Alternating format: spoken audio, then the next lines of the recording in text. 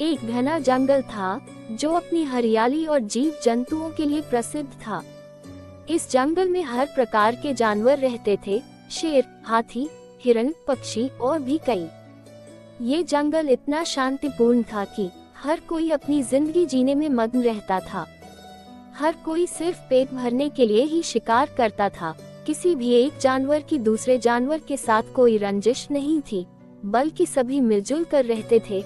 लेकिन एक दिन जंगल में एक विचित्र घटना घटी जिसने जानवरों के साथ साथ इंसानों की भी जिंदगी बदल दी। गांव के पास बसे इस जंगल में कभी कभी गांव के लोग लकड़ी, फल या शिकार के लिए आया करते थे, जो अपना पेट पालने के लिए सिर्फ टूटी हुई लकड़ियां ही ले जाते थे। लेकिन एक दिन एक लालची लकड़हारा जो उस गांव में नया नया रहने आया था, एक दिन जंगल में आया।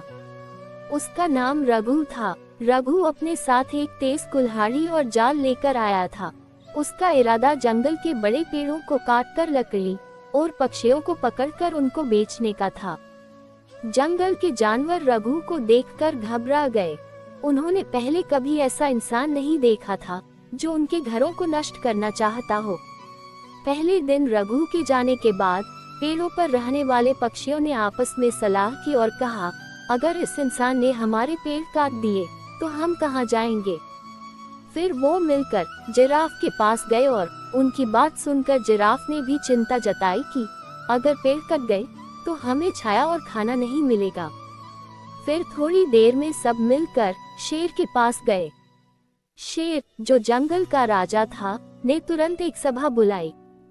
सभी जानवर, पक्षी और कीड़े उस सभा में पहुँचे। शेर ने गंभीर स्वर में सबसे कहा, हमारे जंगल पर खतरा मंडरा रहा है।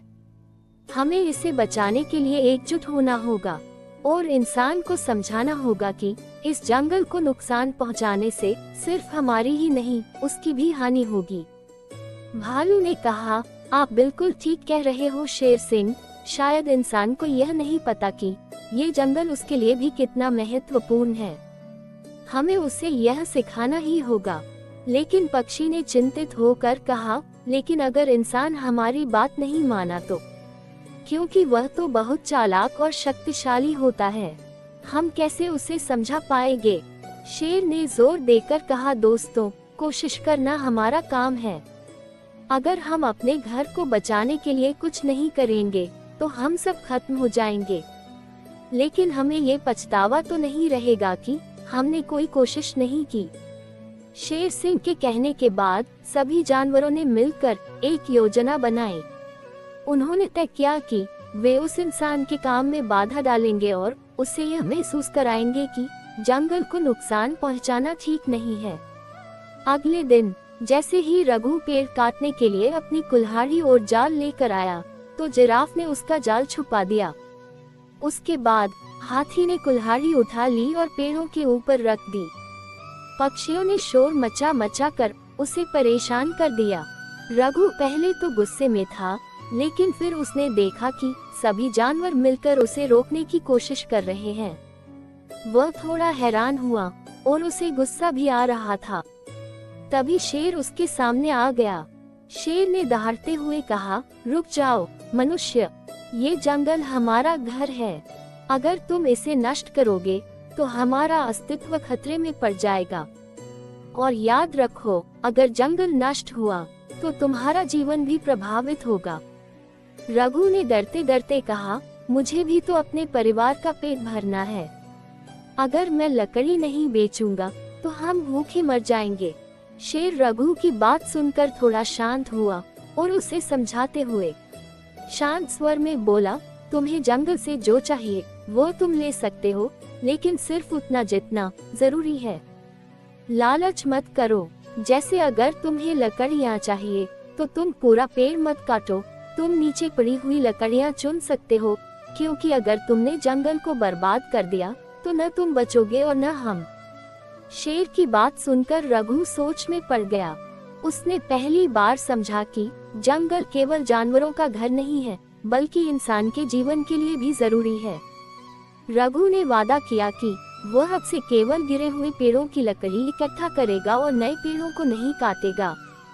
इसके बाद जानवरों और इंसानों के बीच एक अनोखा समझौता हुआ। रघु ने जानवरों को यह वादा किया कि वह जंगल को नुकसान नहीं पहुंचाएगा, और जानवरों ने बदले में उसे जंगल के फलों और अन्य संसाधनों तक पहुंचने की इजाजत दे दी। समय के साथ रघु ने जंगल की रक्षा के लिए और भी लोगों को प्रेरित किया।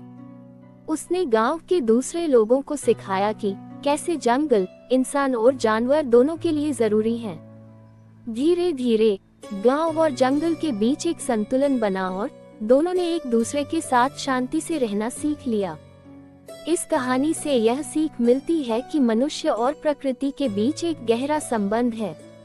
अगर मनुष्य लालच छोड़कर संतुलन बनाए रखे तो प्रकृति न केवल उसका साथ देती है बल्कि उसका जीवन भी संवारती है। ये कहानी हमें याद दिलाती है कि जानवरों और मनुष्यों के बीच की समझ और सम्मान ही हमारी धरती को बचा सकते हैं।